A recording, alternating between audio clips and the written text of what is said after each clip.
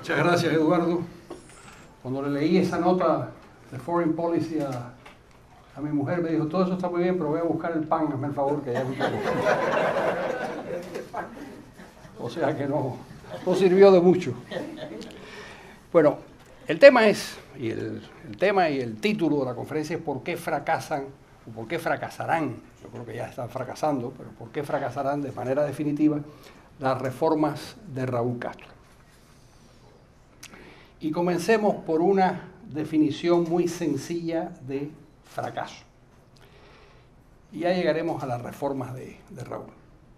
Podemos calificar como fracaso a la obtención de unos resultados muy diferentes y notablemente inferiores a los objetivos originalmente procurados en cualquier acción que emprendemos. Ahí es cuando tenemos la constancia y la noción de que hemos fracasado. Y de alguna manera, esa es la historia de la Revolución Cubana. Una creciente sucesión de fracasos magnificados por el desproporcionado tamaño de los objetivos que sus gestores se habían propuesto, pero invariablemente ocultados bajo una montaña de sofismas.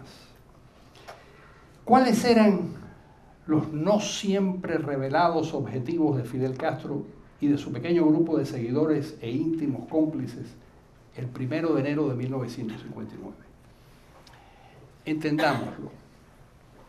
Aunque eran comunistas, este pequeño grupo de complotados, el propósito final de Fidel, Raúl y el Che no era exactamente transformar a Cuba en un satélite de Moscú. Ese era el medio para lograr al menos tres grandes objetivos. Primero, convertir a Cuba en un país próspero, país industrializado y desarrollado, y pensaban hacerlo de una manera fulminante como anunció el Che en Punta del Este en 1961 cuando aseguró que en una década Cuba superaría a los Estados Unidos. El segundo objetivo era situar a la isla en el centro de la lucha antinorteamericana y anticapitalista, ungiendo a Fidel Castro como el líder de esa batalla en el tercer mundo. Ese es el sentido mesiánico de la carta del comandante a Celia Sánchez del verano del 58, en la que declara que su destino final es luchar contra Estados Unidos. El tercer objetivo, participar en el triunfo contra Washington y contra el capitalismo, dándole a Cuba y a su líder un relevante papel internacional.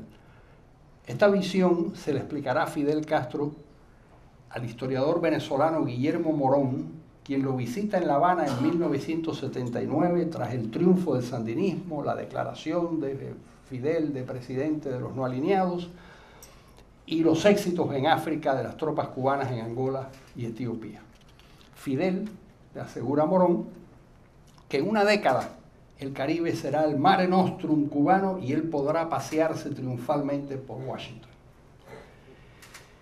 Pero muy pronto, en la primera mitad de los años 60, Fidel Castro y su corte descubrieron que la revolución era incapaz de desarrollar al país.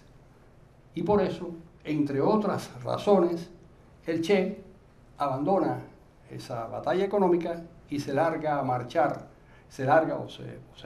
marcha a pelear primero en África y luego en América Latina.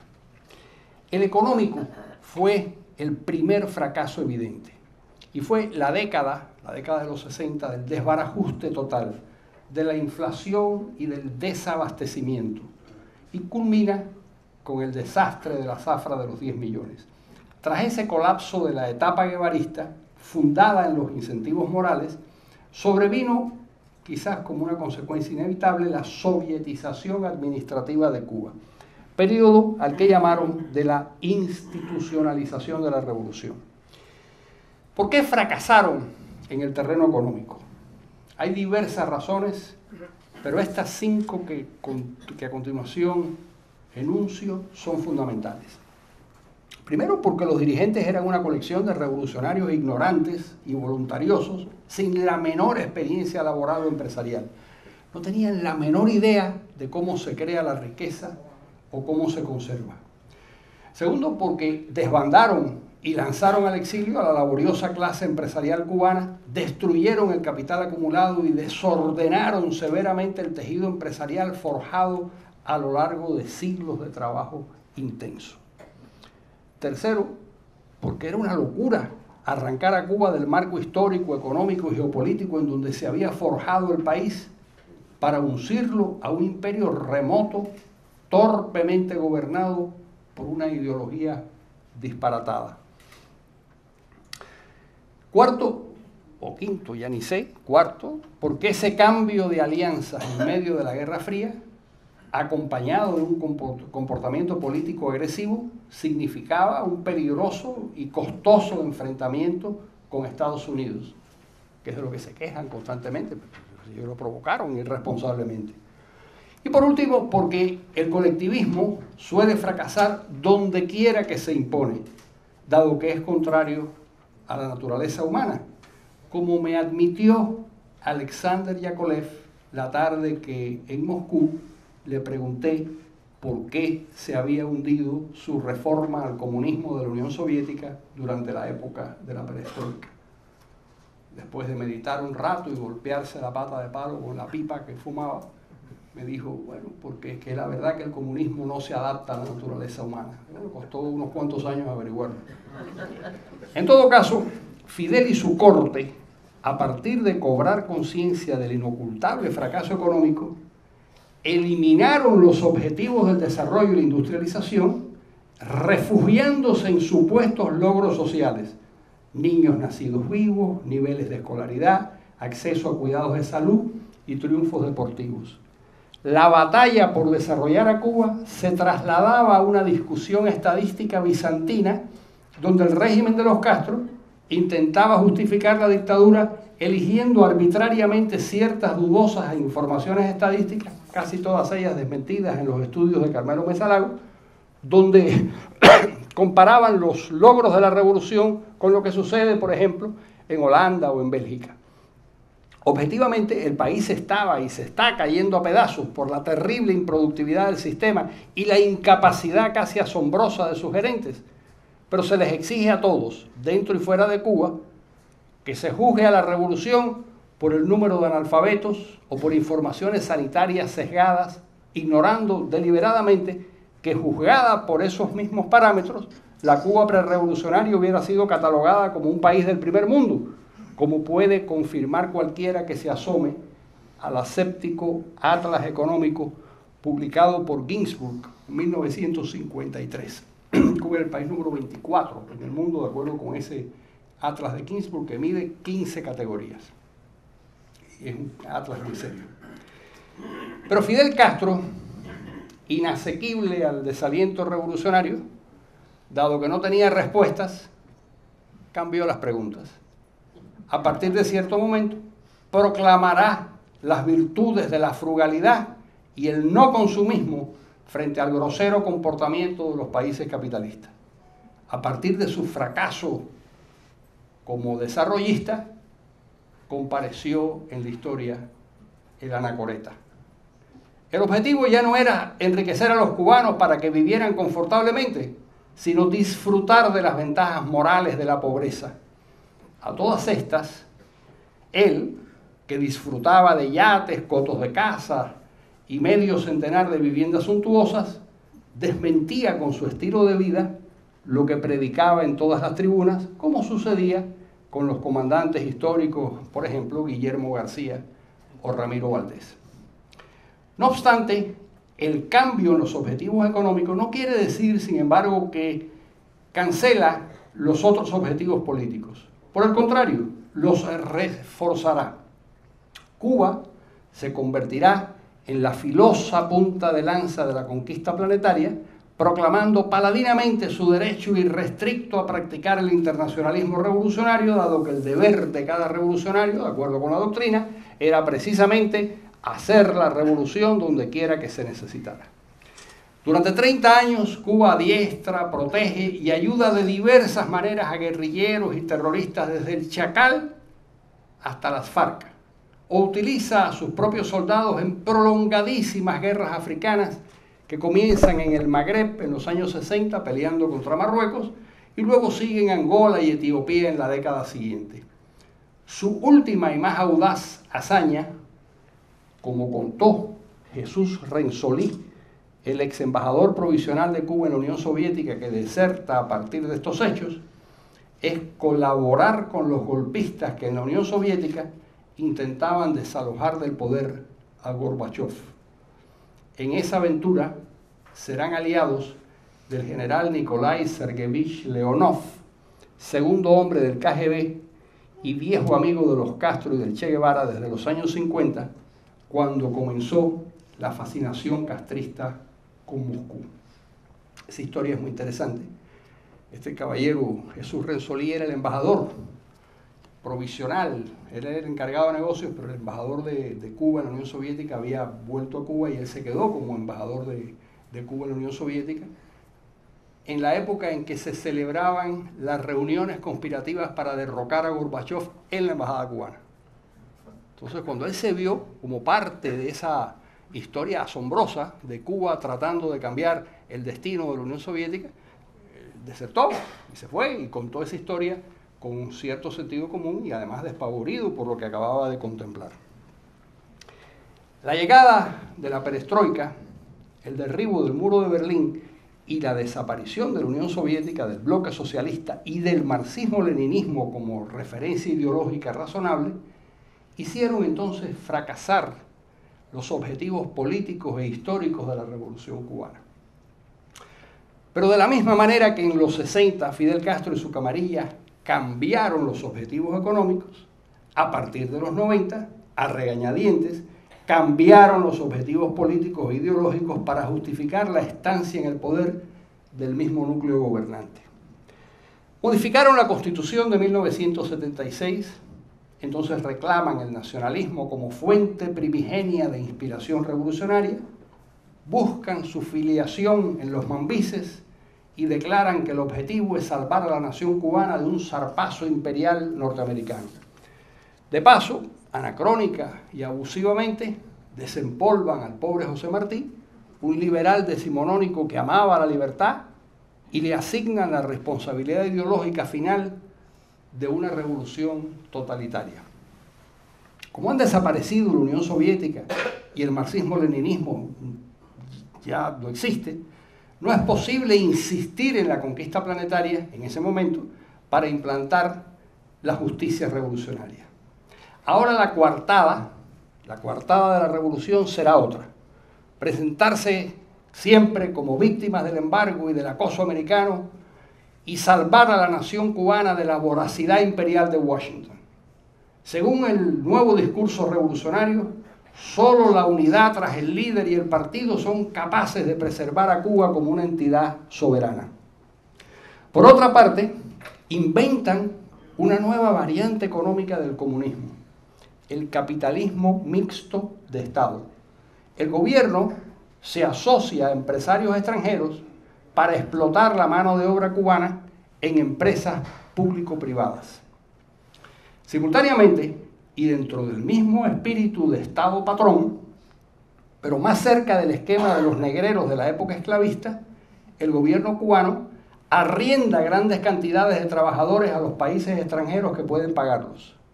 La mayor parte son profesionales de la sanidad, pero también hay entrenadores deportivos y toda clase de especialistas. Es el período especial y todo vale para sostener a la dinastía familiar de los Castro. Incluso tratan tibiamente de alejarse del colectivismo y convierten las granjas del pueblo, que eran verdaderas comunas asombrosamente improductivas, en cooperativas agrícolas.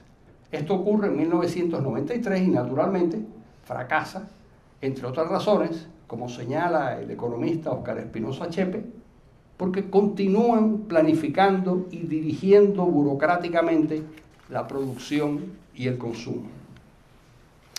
Esa cháchara nueva dura hasta la aparición de Hugo Chávez en el panorama. Hugo Chávez llega a Cuba con los bolsillos repletos de petrodólares y el encefalograma ideológico totalmente plano, aunque todavía fértil. Fidel rápidamente lo esquilma y lo fecunda.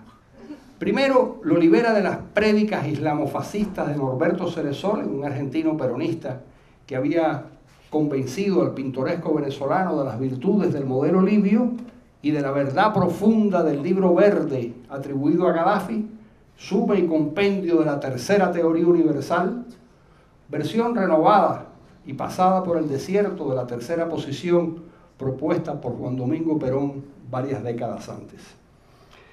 En segundo lugar, dota al socialismo del siglo XXI, proclamado por Chávez, de una visión y de una misión. La visión es muy clara. El eje La Habana-Caracas es ahora el representante de los pueblos oprimidos del planeta, de donde se deduce la misión: sustituir a los traidores soviéticos y luchar contra el imperialismo y el capitalismo hasta la victoria final. Los dos personajes coinciden y comienzan a estudiar la unión de ambos países. Como se sienten tan bien uno con el otro, deducen que Cuba y Venezuela pueden integrarse en una misma entidad. Al fin y al cabo, no son ellos la encarnación de sus respectivos países. Carlos Laje y Felipe Pérez Roque, entonces delfines de Fidel, lo anuncian a media legua y a media lengua a fines del año 2005. Esto lo hacen en Caracas. Ustedes recuerdan cuando Carlos Laje dijo que Cuba tenía 2 presidentes y Felipe Pérez Roque dijo que iba en camino a la unidad y qué sé yo.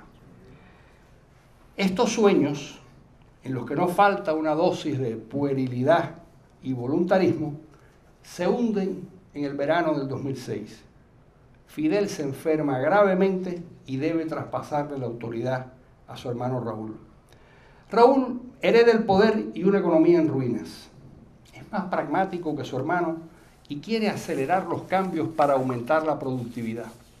Probablemente no comparte la visión mesiánica de Fidel y de Chávez, ni a estas alturas cree en la misión de salvar al planeta de la voracidad del imperialismo.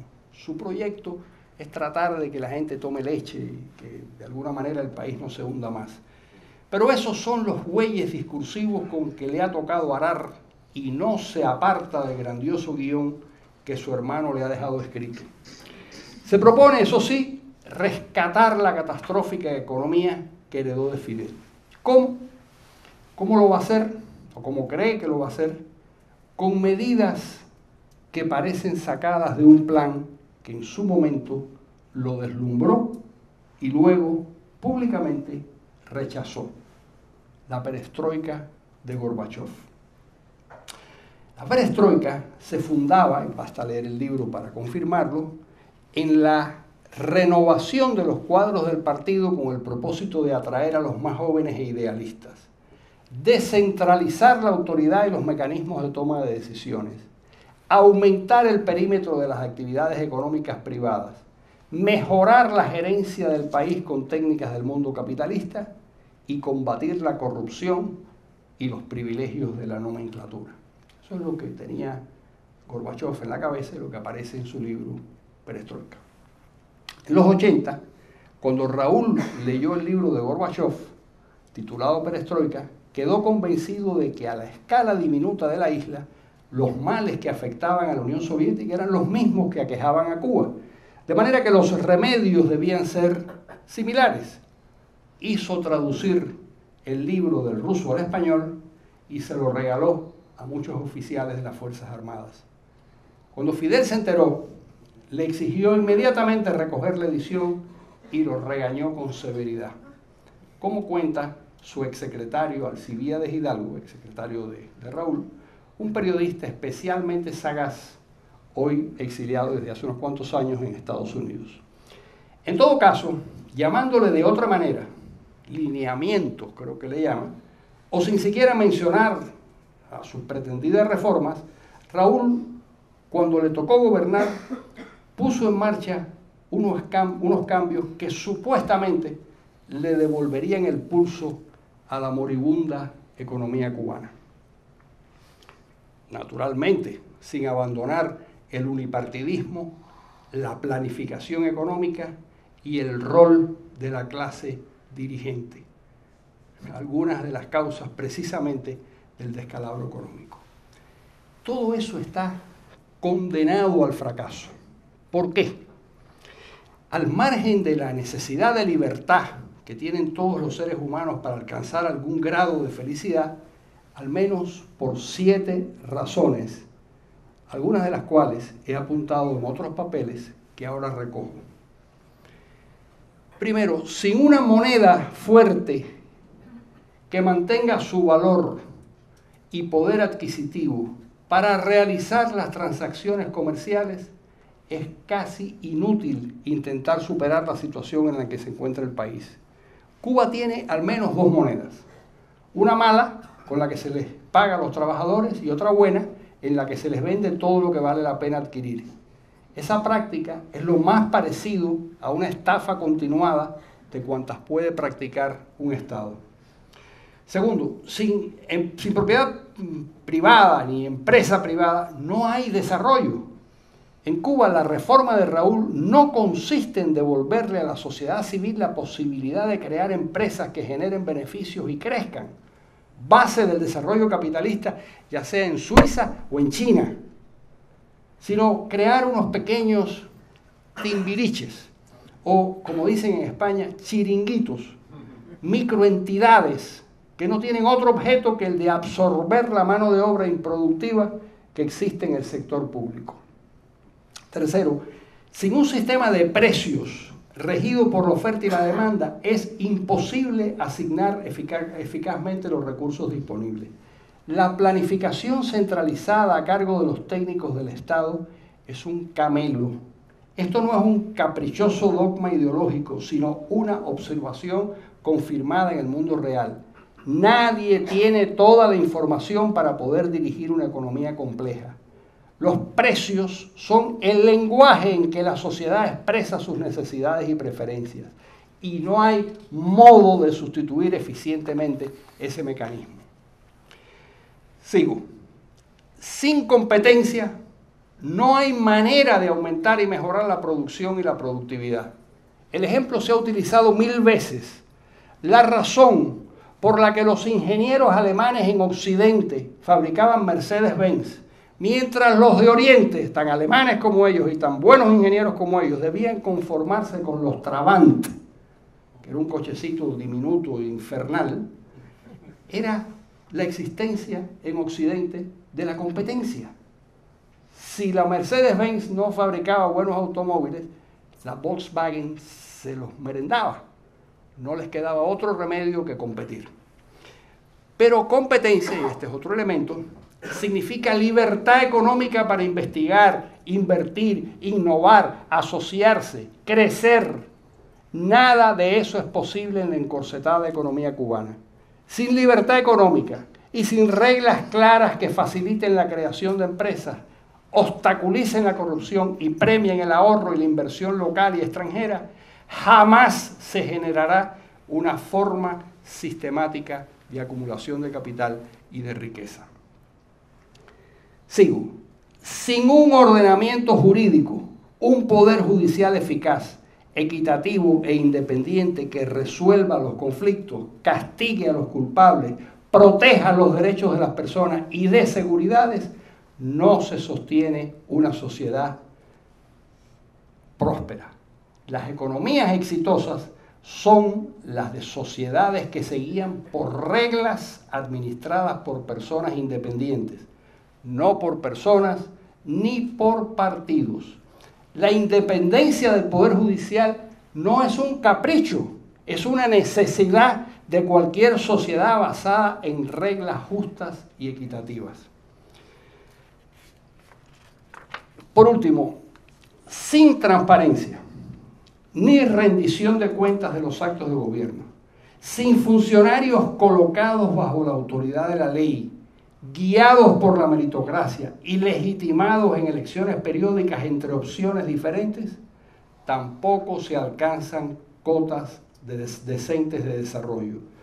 Una de las razones que explican el fracaso del comunismo cubano, al margen del carácter erróneo del marxismo como planteamiento teórico, lo que lo invalida de raíz, es que durante más de medio siglo, quienes cometían los errores y los horrores eran los mismos que juzgaban los hechos. ¿Qué puede hacer realmente Raúl Castro si de verdad quiere ponerle fin a la penosa improductividad de ese sistema? Tal vez reconocer algo que apuntó hace muchos años el dirigente comunista yugoslavo montenegrino y luego disidente antiestalinista Milovan Hilas. Ese tipo de régimen, apuntó él hace muchas décadas, no es salvable. Hay que echarlo abajo y sustituirlo por un modelo que funcione, y el más acreditado que se conoce es la democracia liberal, que va poco a poco implantándose en el planeta desde fines del siglo XVIII. La ilusión de crear un sistema fundamentalmente estatista y monopartidista, que sea al mismo tiempo productivo, es una quimera. China, aunque todavía es una dictadura unipartidista, ya ha dejado de ser comunista, y lo probable es que eventualmente, en medio de grandes convulsiones, en algún momento deje de ser unipartidista, como previamente ya sucedió en Taiwán. Llega un punto en que las personas, incluso en sociedades con escasa tradición democrática, reclaman libertades. En Cuba hace mucho tiempo que esa hora ya ha llegado. Finalmente, sería impropio terminar estos papeles sin una referencia a la tímida reforma migratoria anunciada esta semana por el régimen de Raúl Castro. Es algo positivo porque elimina ciertos trámites absurdos a los que se veían obligados los cubanos y abarata las gestiones. Pero la actitud del gobierno sigue siendo la misma. El Estado sigue siendo el dueño de los ciudadanos y a él le corresponde decidir quién puede salir y quién debe quedarse. De ahora en adelante, el filtro ya no será un permiso de salida, sino quién tiene la posesión de un pasaporte adecuado para viajar. De manera que los demócratas de la oposición, los médicos, los catedráticos y quienes arbitrariamente decide el gobierno no podrán viajar fuera del país, aunque posean 14 visas, como en el pasado le ha sucedido a Giovanni Sánchez. En Cuba no se reconoce la libertad de movimiento, y ese es uno de los derechos humanos fundamentales consagrados por Naciones Unidas. En Cuba, el movimiento es un privilegio otorgado por el Estado en función de criterios políticos. Para la dictadura, sin embargo, esa actitud tendrá un costo. Todas las personas privadas, no ya de ese derecho, sino de ese privilegio, se sentirán víctimas de un agravio comparativo y tendrán más razones para detestar a quienes le causan ese daño. En suma, la mínima reforma migratoria tiene un costo político para el raúlismo. Unos lo verán como algo que les pertenecía y les ha sido devuelto y antes el gobierno les negaba cruelmente. Otros pensarán que la dictadura los penaliza por ser estudiosos y valiosos, lo que no deja de ser una terrible contradicción. Y vuelvo finalmente a la conclusión de Milovan Hilas. Esos regímenes no son modificables, hay que sustituirlos. Muchas gracias.